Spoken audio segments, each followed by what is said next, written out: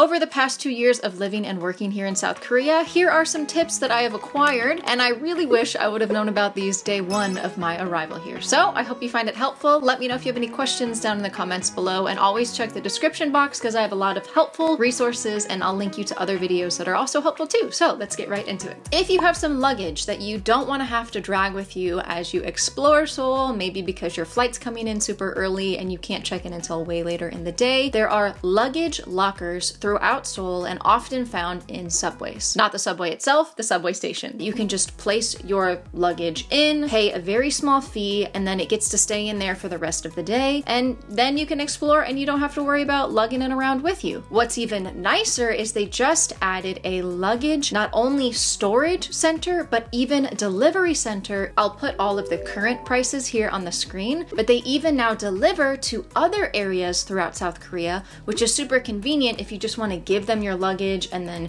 take the day to explore, and then they can actually help get your luggage closer to your final destination, or you can come back, check it out, and take it there yourself. The lockers will be cheaper, but they sell out kind of quickly, so this is a good backup plan. Hotels and Airbnbs are not normal to what you're probably used to unless you've traveled a lot throughout Asia. Please look for foreigners leaving reviews, because what a Korean might think is a good hotel might not be what you're used to.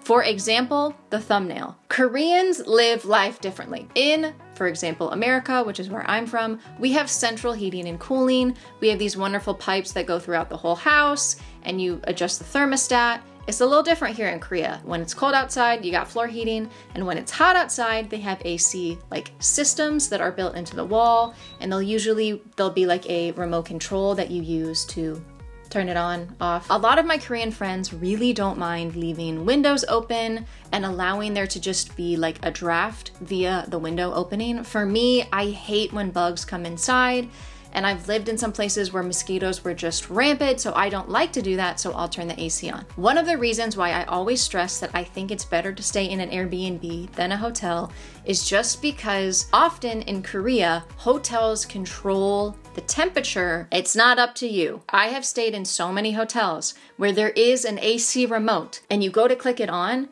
but it's not super, and I mean super hot outside, they won't let you use it. Like the hotel itself turns the AC system off, so you can't use it. Same thing on the heating side. Maybe the floor heating is turned on, but it's actually like the hotel controls the whole floor. There were days when I was sweating beyond belief in my hotel because I couldn't turn the AC on because it's not a hot summer month, but they have the floor heating on blast, so the room is just like a sauna. The only choice I had was to open the window up so I wouldn't die, but then there are a ton of bugs outside, so I really recommend, please call your hotel in advance and ask them, can I control the temperature of each room, or do you guys control the temperature yourself? This is another side tip. If you're looking at your Korean controller that has all this Korean and you're like, how the heck do I turn the AC on? Use the translating app Papago, and you can actually take a picture of the entire remote control, click translate on the image itself, and then you'll be able to have a picture of what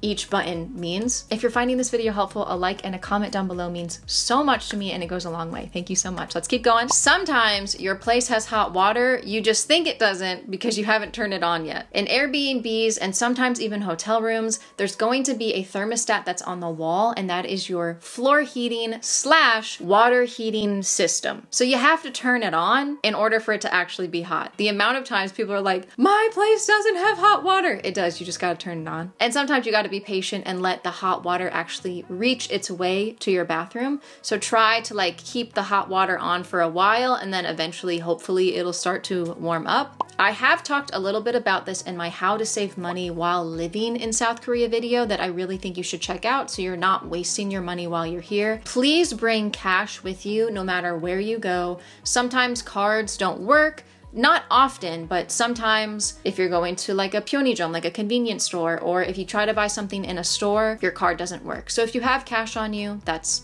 a good backup option. But I think it's better to bring a credit card and a debit card that both have no international transaction fees. This is so important because if you don't do this, you will be paying fees along the way every time you swipe your card. I use the cards that I link down below. If you've never been to Korea, you might not know this. Daiso, it's kind of like a Walmart met Target, but there's no clothes. If you need to buy anything, Band-Aids, the little handheld spinny fans so that you survive throughout the summer, go there, buy them at Daiso. And if you're looking for good stationery stores or a good place to take kids just to have a bunch of fun with seeing all the cute little plushies and pens and stickers, you can go to Artbox. Those are two stores that you should always come to if you're coming to Korea. I always get questions about weather. What's the weather gonna be like? What should I wear? Please bring layers. Here's a little play-by-play of what I mean by layers. You walk outside, it is so hot. You have your personal handheld fan that you bought in Daiso, good job. You're trying to stay cool, and when you're waiting outside of the subway, it is sticky and hot. And you're like, oh my gosh, I cannot wait to get in the subway, it's so hot. Subway doors open. Air conditioning hits ya like a wall. You walk onto the subway, you feel great, it is cool. Give it 5 minutes. You're freezing, you're starting to shiver. Okay, so you put your little jacket on that you brought because you knew you needed layers. You get to your destination, get out of the subway, back to hot, back to hot. Now we're walking to the cute cafe that we have on our phone. We're walking to the cafe, get in the cafe. Frigid, iceberg, igloo, all the same.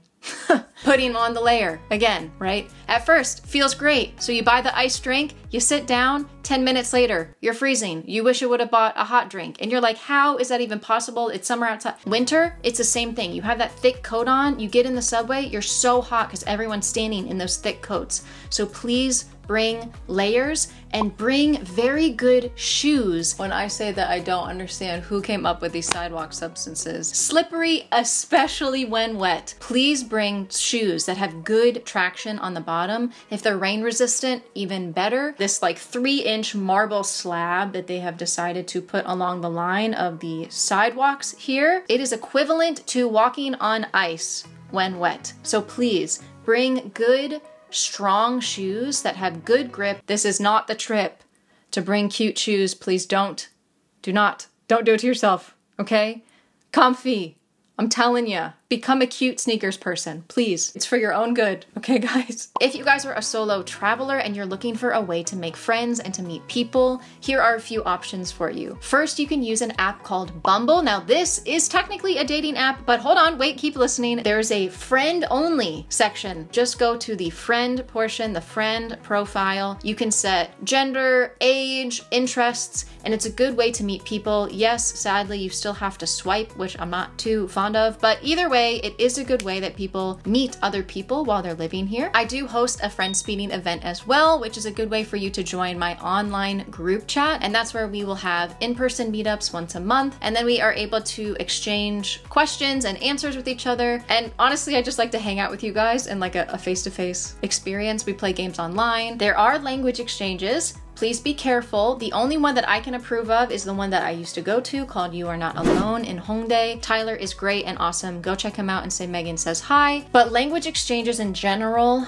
it is a good way to meet and make friends. Just proceed with caution because it's often really just a way to, maybe find people to date or potentially just not date, but just get hooked up with. So we're just gonna be careful with the language exchanges. Another really good way is tours. Airbnb has an experience tab, and then there are websites like Trazy, which I've gone on a lot of their tours and really loved, or churches. If you'd like to attend my church, you can message me on Instagram and I'd love to invite you and then hopefully meet you in person and help you meet my church family as well.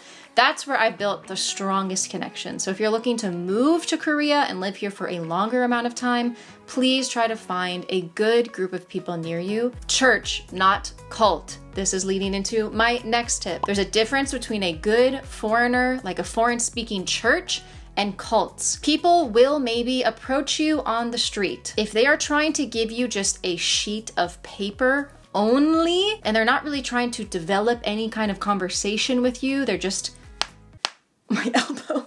They're just giving out pieces of paper. That's probably their job and they just need to get rid of those flyers. So you can take that flyer. But if someone tries to start conversation with you on the street and they're trying to give you something, draw you in, or try to get you to give them money or take you in that moment to their church, and then they'll make you give money in order to leave. So don't let people try to come up and talk to you. Maybe they just try to put it in your hand and then they are like, give me money because you took it from me. I've been living here for 2 years and I personally haven't had that experience where anybody pulled me into the church, but this is just something I hear from many people. It's happened to them. So just be careful and only accept flyers from very old, nice women who aren't trying to talk to you. Again, check the links down below if you'd like to get more helpful information or talk to me one-on-one for the online consultation. But I think this video is going to be really helpful. It's the one where I talk about how to save money if you're coming here to South Korea. And then this is just a playlist of other really helpful videos if you're coming here too. I hope you found this helpful and I'll see you in the next one. Bye!